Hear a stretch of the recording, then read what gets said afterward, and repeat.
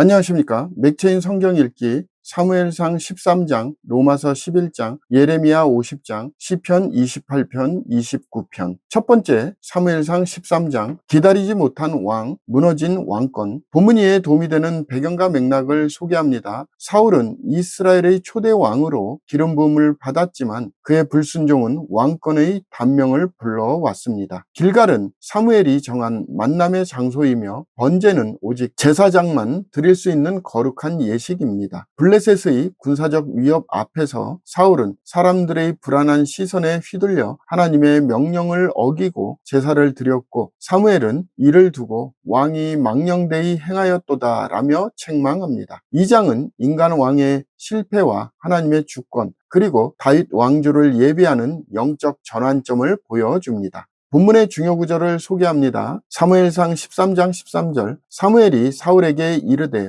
왕이 망령되이 행하였도다. 왕이 왕의 하나님 여호와께서 왕에게 내리신 명령을 지키지 아니하였도다. 그리하였더라면 여호와께서 이스라엘 위에 왕의 나라를 영원히 세우셨을 것이거늘.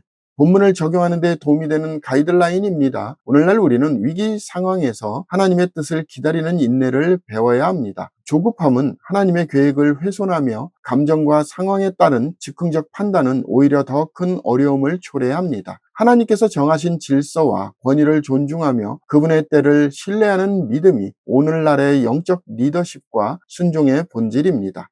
두 번째, 로마서 11장 구원의 신비, 이스라엘과 이방인의 연합. 본문 이해에 도움이 되는 배경과 맥락을 소개합니다. 로마서 11장은 하나님의 구속 역사 안에서 유대인과 이방인의 구원이 어떻게 연결되는지를 밝히는 결정적인 장입니다. 남은 자는 은혜로 택하심을 입은 자들을 뜻하고, 접붙임은 이방인이 이스라엘이라는 감람나무에 속하게 된 구속적 연합을 의미합니다. 바울은 온 이스라엘이 구원을 받으리라는 선언을 통해 종말에 이루어질 유대인의 회복을 예언합니다. 이는 하나님이 끝까지 언약에 신실하심을 보여주는 구속사의 설계도라 할 수 있습니다.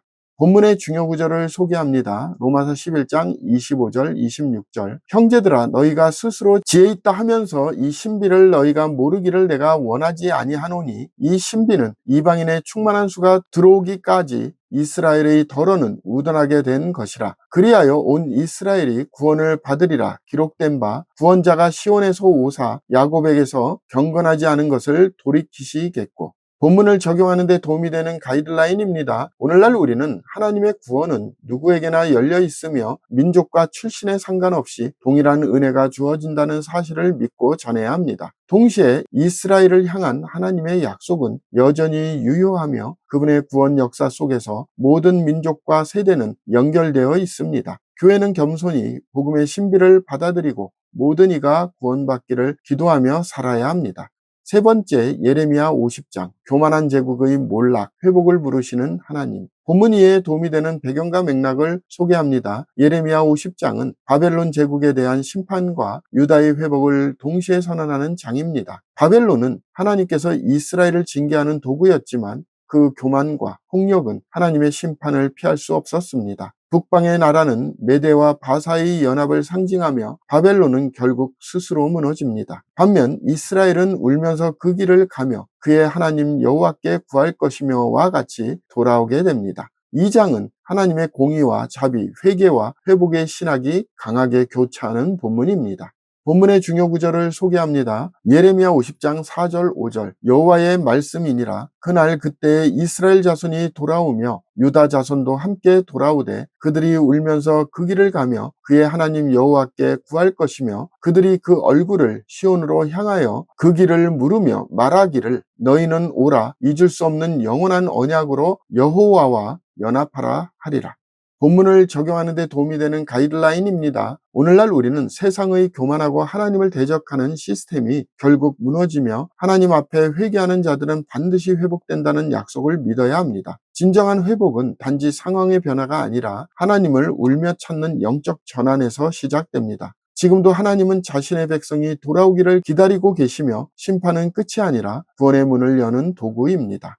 오늘의 마지막 본문 시편 28편 29편, 음성을 따르는 자의 탄식과 찬양. 본문 이해에 도움이 되는 배경과 맥락을 소개합니다. 시편 28편은 악인과 함께 멸망당하지 않기를 간구하며 하나님의 응답을 기다리는 다윗의 기도가 담긴 시입니다. 내가 주의 지성소를 향하여 나의 손을 들고 주께 부르짖을 때에는 진정한 간구의 태도를 보여줍니다. 이어지는 시편 29편은 여호와의 소리라는 표현이 반복되며 하나님 말씀의 능력과 위엄이 천둥, 물, 산, 불꽃, 광야 등의 자연 이미지 속에 표현됩니다. 탄식에서 찬양으로, 간구에서 확신으로 나아가는 시편의 구조는 영적 훈련의 모범입니다. 본문의 중요 구절을 소개합니다. 시편 29편 3절 여호와의 소리가 물 위에 있도다. 영광의 하나님이 우레소리를 내시니 여호와는 많은 물 위에 계시도다.